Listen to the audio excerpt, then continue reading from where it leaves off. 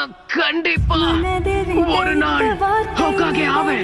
எப்படி சாதிக்கலாம்னு நினைக்கிறேன்? இப்படி குப்பரப்படுத்திக்கிட்டு கனவு கண்டுகிட்டா?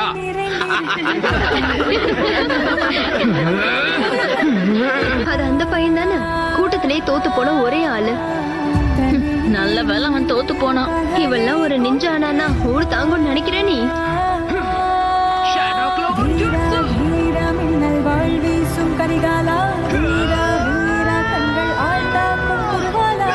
ஏடு சண்டை போடு நருட்டோ.